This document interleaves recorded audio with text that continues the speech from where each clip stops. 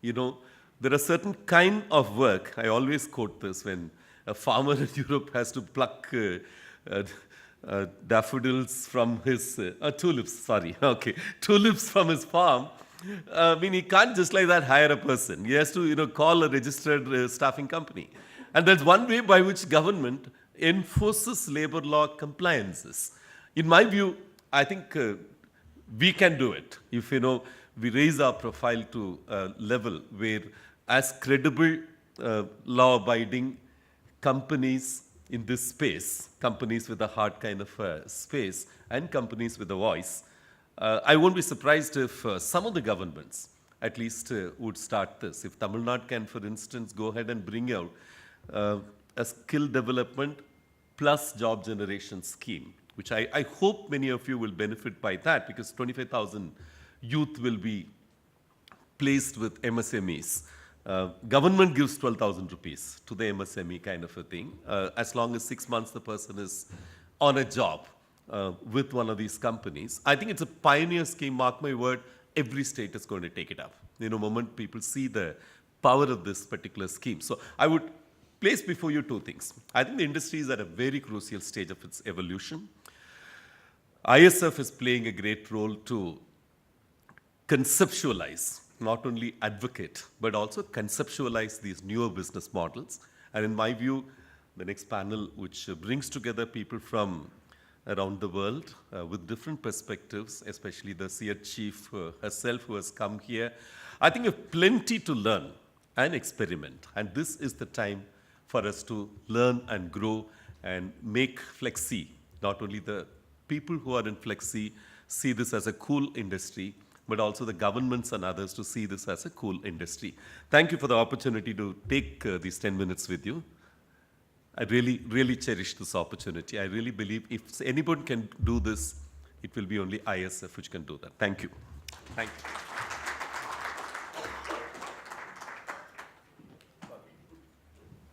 Thank you so much, Mr. Pandiarajan. But I'll have to bother you again to come on the stage in a little while.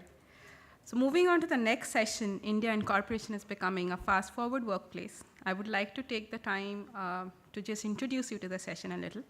In this time where business sustenance is looking at innovative solutions, this session will be discussing the innovative flexi staffing companies are providing as solutions to India Incorporation. Also, the discussion will take care of the case studies that might be brought in through the experiences that the panelists might want to share from the perspective they each will have from their own organizations or from their organizational practices through flexi staffing. May I request Mr. Pandiarajan to join us again on stage for this panel. As I introduced him earlier, he's from FOIA Group. He's the founder of the company. May I request Mr. Alok Shupurkar to kindly join us on stage. He is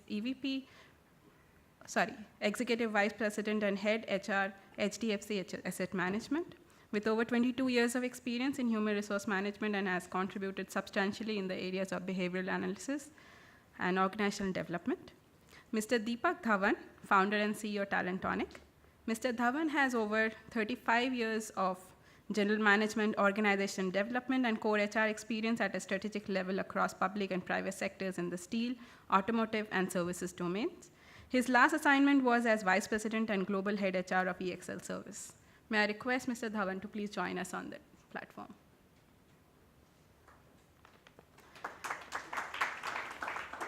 Mr. Patrick, Director of Tech Systems, part of Allegis Group. He's been part of the tech system since 2005, primarily responsible for human resource strategies, key talent acquisition initiatives. He has been handling Global Talent Acquisition Center in India for past 3 years. He will also be moderating the session for today. My next guest to invite is Anne-Marie. If I may request you to please join us on stage. She is the president of CEAT and also holds the position of Director Group Public Affairs at Randstad. She is elected to be the president of CEAT, the Global Staffing Federation, in May 2014. Since 2005, CEAT is the employers of the chair of this. My next panelist is Jasbir Singh Solanki. He is heading Critical Infrastructure Group in Mahindra Special Services. And this organization organizations reduce risk and enhance competitive advantage. Thank you so much. May I request Patrick to take over from here, please? Thank you. All right. Thank you. Thank you, everyone, for having the opportunity for all of us to talk about this important platform. I know that we get the honor to be the last session of the day. So what we're going to do in regards to a format is we wanted to try to make this less of a giving a speech and doing a QA, but more of a full-on discussion. The topic, as they put it, is India Incorporated is becoming a fast-forward workplace. I thought when I looked at the title that it should change maybe and take one word out of it. I think that India Incorporated is already a fast-forward workplace. And I believe that we are there, and the thing that we wanted to get to is some of the case studies, global best practices, things of that nature, but we really wanted to do it through your questions, your involvement, and discussion. So that's where we wanted to start. I also wanted to point out that I might be the moderator, but as I got to know everyone here on stage, I think I'm actually one of 6 moderators for this session. And all of us will be able to enjoy the conversation today.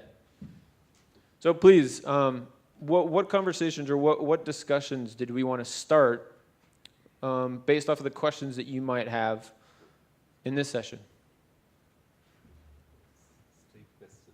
Not everybody at once.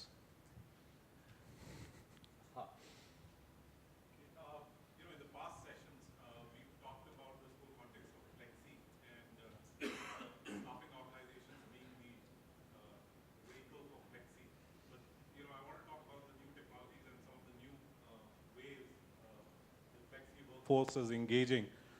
Instead of going to work, work is being taken out to them.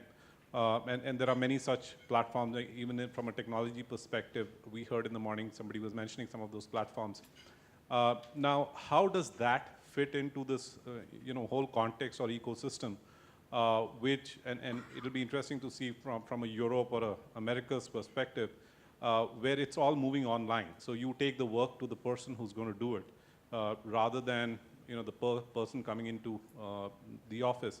Also with the virtual spaces getting more and more the way to the future, there is, is there, or rather what's going to happen is my question, and how do we survive as staffing companies in this whole process? Sure, I'll start out that conversation. I think whether it's India or Europe or the US, there's a lot of technologies that are out there, and as you put it, they're bringing the work to the person. But even as good as those technologies are or are not, it really comes down to not only the client, but the flexi staffing partner to be able to find the right person for the job, regardless of the technology. And I think sometimes whether it comes from a point of using technology to find that person or using technology to do the job, it still, at the end of the day, comes down to the quality of the individual that's matched to accomplishing that task. So I welcome the conversation, and we should talk about the technology piece of it, but I wanted to make sure we don't lose sight that it still comes down to finding that right person for the right job. Yeah. I cannot agree more.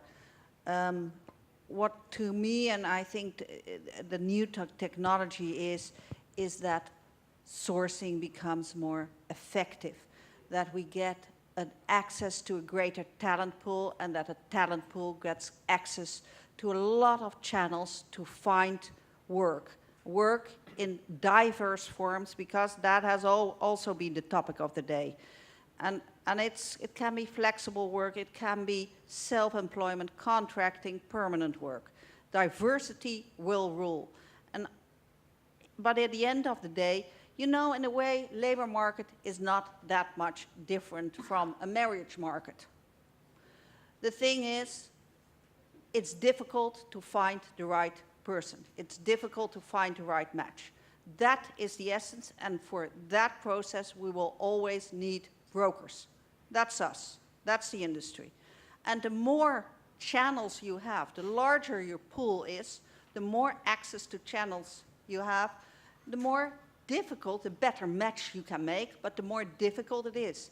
So that's where we come in. That's where we add value. And now I'm taking something you said, the more value that we add, the higher we can set a price. That's what the customers will pay for. Huh? You have to add value. I do want to take away one thing which irked me along the day.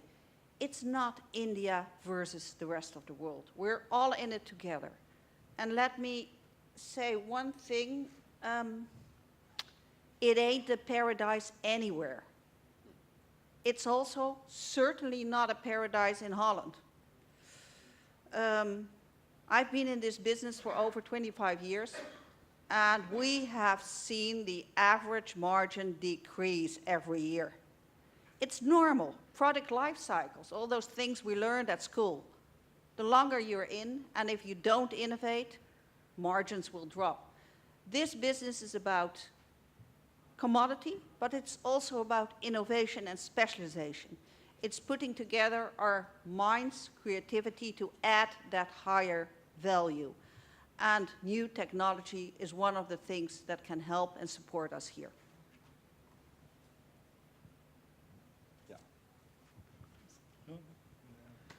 Yeah, go on. I had a question both KPR and Anne-Marie. More specific. You first.